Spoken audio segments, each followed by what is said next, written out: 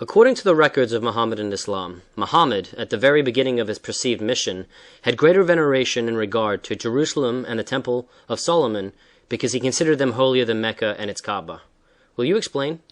Our listeners should share with us the most astounding facts, that in the Quran, the names of Mecca, Medina, and Jerusalem al-Quds are never mentioned, although they were supposed to have been the most important cities for the pagans as well as for the Muhammadan Muslims. On the other hand, the Bible mentions the name of Jerusalem at least 667 times. During his first 13 years in Mecca, neither Allah nor Muhammad saw fit to tell their followers about any Qibla, that is the direction of prayers towards Mecca.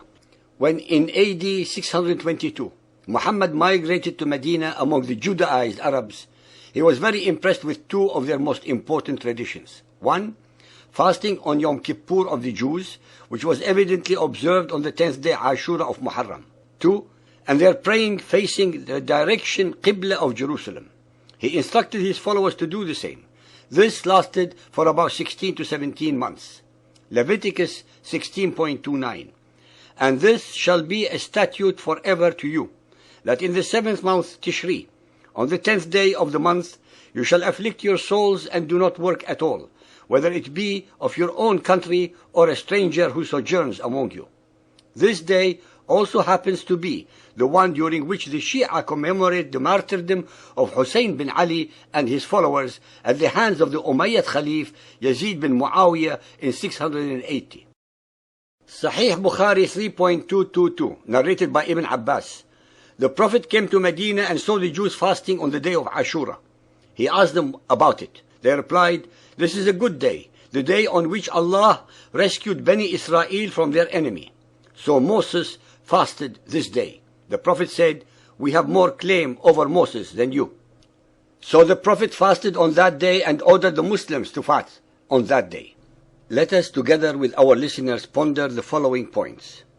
The fact that Muhammad had the first Qibla towards Jerusalem shows the immense reverence that he had for its holiness, more at that time than he had for the Kaaba, which was associated in his monotheistic mind purely with paganism.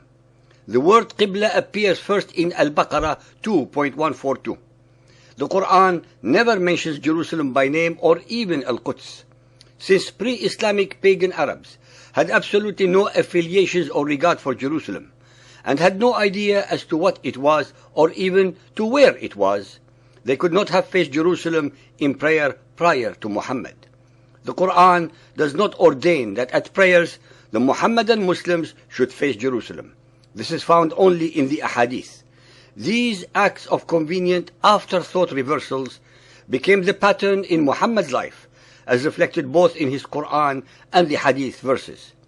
If the Kaaba was the original house of Allah, as the Quran asserts, then there is absolutely no logical or theological reason as to why Muhammad directed the first Qibla towards Jerusalem, unless he knew and believed that it was holier than the Kaaba, especially since neither Allah nor Gabriel had instructed him to do so in the first place.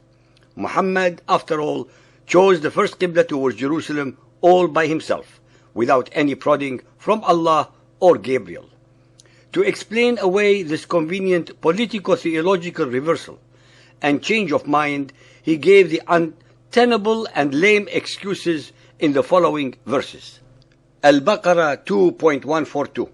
The fools among the people will say, "What hath turned them from the Qibla to which they were used?" Say, "To Allah belong both east and west. He giveth whom he will to a way that is straight. And we appointed the Qibla to which thou were used only to test those who follow the Apostle from those who would turn on their heels from their faith." So presumably it was all a test for his followers.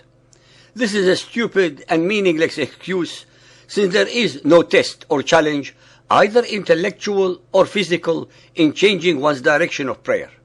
The Ahadith make it very clear that the change in the direction of the Qibla was acted upon immediately and without hesitation or questioning by his gullible and unthinking robot-like followers.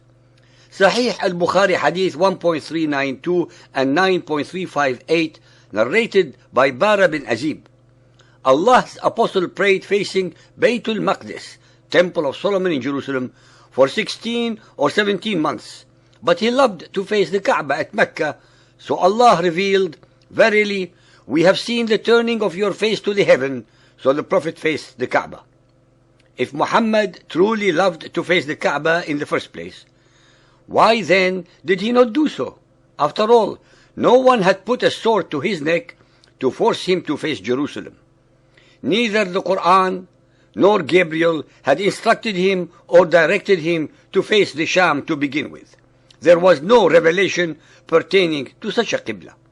It was Muhammad who unilaterally decided to face the direction of the Temple of Jerusalem because in the Meccan period and the very early Medinan period, he truly believed in the primacy of Jerusalem and Solomon's Temple over the Kaaba, which was still harboring the pagan rock gods of Arabia.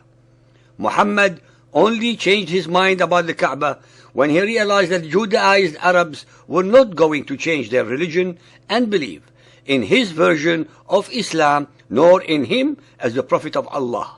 He therefore conveniently changed the Qibla towards the Kaaba, his secondary choice, so as to placate his Quraysh tribe.